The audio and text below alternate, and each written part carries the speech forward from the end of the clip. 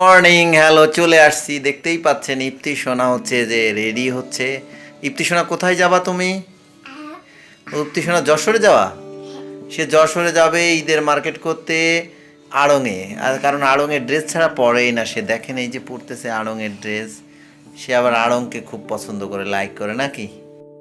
তো বন্ধুরা, আপনারা জানতেই পারলেন যে ইপ্তি সোনা হচ্ছে যে আড়ংয়ে কেনাকাটা করতে যাবে। তো আমাদের পাশে যশোরে আছে আড়ংয়ের আউটলেট, এ পাশে ফরিদপুরে আছে, মাগুরাতে নেই। তো যার কারণে আমরা যশোর যাব, সেখান থেকে ইপ্তি সোনার কেনাকাটা করব। এবং সে যাওয়ার আগে তার চুলে ব্যান্ড ট্যান্ড অনেক কিছু বাঁধতে হয়, যেটা না করলে তার ভালো লাগে না। তো ঈদের কেনাকাটা শুরু হয়েছে আমাদের ইপ্তির মধ্য দিয়ে। তো আমরা এখন যাচ্ছি যশোরের দিকে। বুড়ি রেডি হয়ে গেছে, ওর মাম্মামও হয়ে গেছে রেডি। আমরা যাচ্ছি, আজকে মেঘলা ওয়েদার। স্যার আসেন।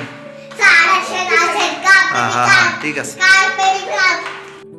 তো মোটামুটি যশোরে যাওয়ার যে রোডটা, এটা নতুন সুন্দর হয়েছে, রোডটা খুব ভালো এবং পরিষ্কার।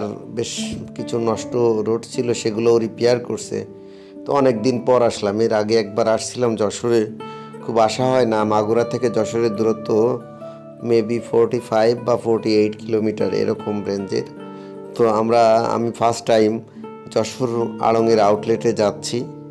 তো আশা করতেছি এখানে ভালো কিছু পাবো, কারণ ইফতির কেনাকাটা দিয়েই আমরা শুরু করতে চাচ্ছি আমাদের ঈদের কেনাকাটা।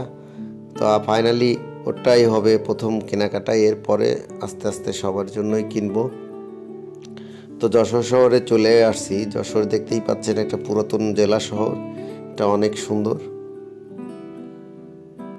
তো ফাইনালি চলে আসলাম যশোর আড়ং আউটলেটে। এটা হচ্ছে আড়ংয়ের আউটলেট, অর্থাৎ যশোর জেলা স্কুলের সামনে। তো ভিতরে ঢুকেই ইপ্তি সোনা খুব দেখতেছিল তার ড্রেস সাথে ইপ্তির আম্মু তো আবার ড্রেস দেখলেই খুব ইচ্ছা করে কিনতে, যার কারণে সে আড়ংয়ে এসে নিজেও চিন্তা করতেছিল কি কিনা যায়।